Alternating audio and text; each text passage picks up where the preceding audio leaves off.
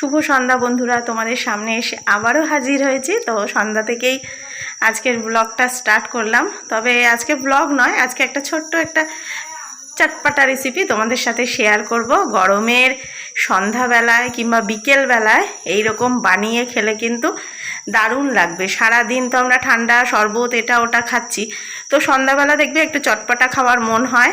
তো এইভাবে বানিয়ে খেলে কিন্তু মুখের স্বাদও পুরো বদল হয়ে যাবে।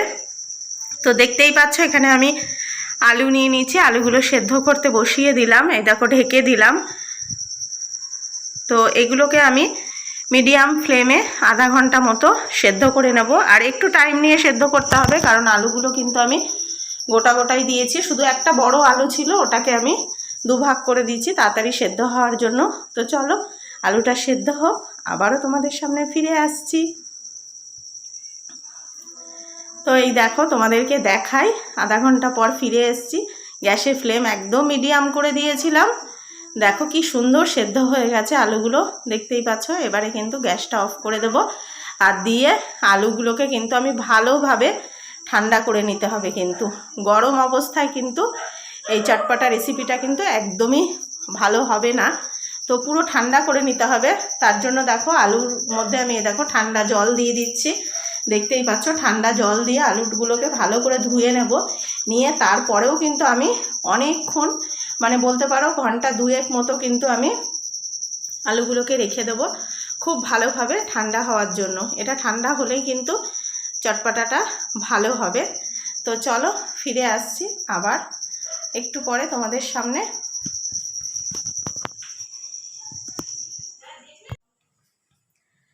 তো দেখো আলুগুলো কিন্তু খুব ভালোভাবে ঠান্ডা হয়ে গেছে। আর দেখো এবারে আলুর খোসাগুলো কিন্তু আমি ভালোভাবে ছাড়িয়ে নেব। আর দেখো খুব সুন্দরভাবে কিন্তু আলুর খোসাগুলো উঠে আসছে। দেখতেই পাচ্ছ আমি কিন্তু এক হাতে ফোন ধরেছি, আর এক হাতে কিন্তু আলুর খোসাগুলো এক হাতেই কি সুন্দরভাবে কিন্তু উঠিয়ে নিতে পারছি। দেখতেই পাচ্ছ, মানে সেদ্ধটা খুব ভালোভাবে করতে হবে, তবে একেবারে কিন্তু গলে গেলে কিন্তু হবে না।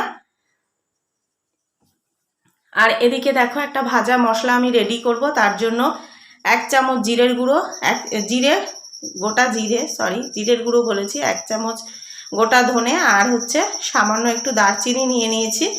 এবারে এটাকে শুকনো কড়াইয়ে কিন্তু আমি ভেজে নেব, তেল ছাড়াই এটাকে কিন্তু ভালো করে ভেজে নিতে হবে। আর তোমরা চাইলে কিন্তু এর মধ্যে একটা শুকনো লঙ্কাও দিতে পারো।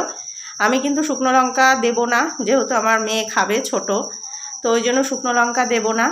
শুকনো লঙ্কা ছাড়াই কিন্তু আমি দেখো মশলাগুলোকে ভালো করে ভেজে নিচ্ছি। এই সময় একটু খেয়াল রাখতে হবে কিন্তু গ্যাসের ফ্লেম খুব হাই দিলে কিন্তু মশলাটা পুড়ে যাওয়ার ভয় থাকবে, আর পুড়ে গেলে কিন্তু চটপটাটা তিতকুটে হয়ে যাবে। আর এদিকে দেখো একটা বাটির মধ্যে আমি বেশ কিছুটা পরিমাণ তেঁতুল নিয়ে নিয়েছি। এটাকে এবারে জলে আমি একটু ভিজিয়ে রেখে দিই। 10 মিনিট মতো ভিজলেই কিন্তু খুব সুন্দরভাবে তেঁতুলের একটা জল তৈরি হয়ে যাবে। আর এখানে দেখো আমি 4-5 কোয়া মতো রসুন নিয়ে নিয়েছি। এটাকে আমি কিন্তু এই যে শিলনোড়ায় বেটে নেব ভালো করে, একটা সুন্দর একটা মিহি পেস্ট করে নেব। তো এই রেসিপিটায় রসুন পেঁয়াজ কিন্তু আমি দুটোই অ্যাড করছি। আর এদিকে দেখো আলুগুলো তো ঠান্ডা হয়ে গেছে, খোসাও ছাড়িয়ে নিয়েছি। এবারে দেখো পিস পিস করে আমি এরকমভাবে কেটে নিচ্ছি। দেখতেই পাচ্ছ ছুরির সাহায্যে। তোমরা তোমাদের পছন্দ মতো কেটে নেবে। তবে চটপটি কিংবা আলু কাটাতে কিন্তু এইভাবেই কিন্তু আলুটা মানে এরম পিসই করা হয়। তোমরা তো খেয়েছো, তোমরা সবাই জানো। তো দেখো আমি কিভাবে কেটে নিচ্ছি আলুগুলোকে। আর এদিকে দেখো আমি কিন্তু বেশ ঘন্টা 3 আগে একটু গরম জলে কিন্তু ছোলা আমি ভিজিয়ে রেখেছিলাম। মানে ছোলাটা ভিজাতে আমার আগে থেকে খেয়াল ছিল না, তো চটপট ভিজাতে যাওয়ার জন্য কিন্তু আমি এর মধ্যে গরম জল অ্যাড করেছিলাম। মানে একটু গরম জলের মধ্যে ছোলাগুলোকে ভিজিয়েছিলাম। এতে কি হয়, ছোলাগুলো কিন্তু খুব তাড়াতাড়ি ভিজে যায়। আর দেখতেই পাচ্ছ খুব সুন্দরভাবে ভিজে গেছে। আর এখানে দেখো আমি অর্ধেক পেঁয়াজ কুচিও নিয়ে নিয়েছি, একটা বড় সাইজের পেঁয়াজ অর্ধেকটা দিয়েছি। খুব একটা বেশি মশলা দিয়ে আমি কিন্তু করব না, হালকা মশলাই করব, কিন্তু খেতে কিন্তু দারুণ হয়, দারুণ মানে চটপটেই হয়। আর এদিকে এই যে ভাজা মশলাটাও দেখো গুঁড়ো করে নিয়েছি। এবারে দেখো 3টে কাঁচা লঙ্কা দিয়ে দিলাম, আর পরিমাণ মতো নুন দিয়ে দেব। তো ঘরে থাকা জিনিস দিয়েই কিন্তু আমি সন্ধ্যাবেলা এই যে বানিয়ে নিচ্ছি। তোমরাও এভাবে বানিয়ে নিতে পারো, খেতে কিন্তু খুবই ভালো লাগে। আর সন্ধ্যাবেলাটা দেখবে প্রত্যেক দিনই আমাদের কিন্তু একঘেয়ে এক জিনিস ভালো লাগে না, মাঝে মধ্যে কিন্তু এরকম একটু টক ঝাল খেতে মন চায়। তো এইভাবে কিন্তু ঘরে থাকা জিনিস দিয়ে খুব সহজেই কিন্তু আমরা বানিয়ে নিতে পারি।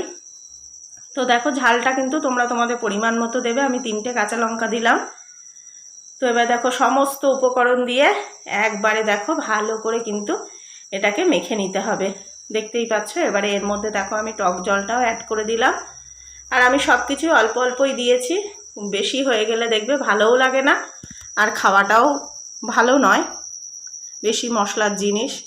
তো দেখতেই পাচ্ছ, দেখে এখনই তো আমার জিভে জল চলে আসছে। আর দারুণ হয়েছিল খেতে। তোমাদের দেখাই একবার সামনে থেকে, দেখো কতটা লোভনীয় হয়েছে। আর খেতে মানে দুর্দান্ত দুর্দান্ত হয়েছিল। তো সমস্ত উপকরণই কিন্তু আমাদের ঘরে সবসময়ই থাকে। তো দেখো একবারে মাখাটা কিন্তু রেডি হয়ে গেছে, দেখতেই পাচ্ছ কতটা সুন্দর হয়েছে, একদম পুরো দোকানের মতো। আর টেস্টও কিন্তু পুরো দোকানের মতোই স্বাদ হয়েছিল। তো তোমরা কমেন্টের মাধ্যমে কিন্তু অবশ্যই জানিও যে কেমন হয়েছে। আমি আর আমার মেয়ে তো খুব খুব খুব ভালো খেয়েছিলাম। তো এই দেখো, আর তোমরা চাইলে এর মধ্যে কিন্তু পেঁয়াজ নয় সরি, তোমরা চাইলে এর মধ্যে শসা টমেটোও কিন্তু অ্যাড করতে পারো। আমার এই মুহূর্তে শসাটা ছিল না, তো এই জন্য আর শসা দিইনি। তো চলো এবারে তোমাদেরকে টেস্ট করে বলছি কেমন হয়েছে। তো দেখতেই পাচ্ছ আমি এখন ভয়েস দিচ্ছি, আমার কিন্তু এখনই জিভে জল চলে আসছে, এতটা টেস্টি হয়েছিল। মানে টক ঝাল নুন দারুণ দারুণ হয়েছিল। তো চলো আজকে এখানেই শেষ করি। টাটা, সবাই ভালো থেকো, সুস্থ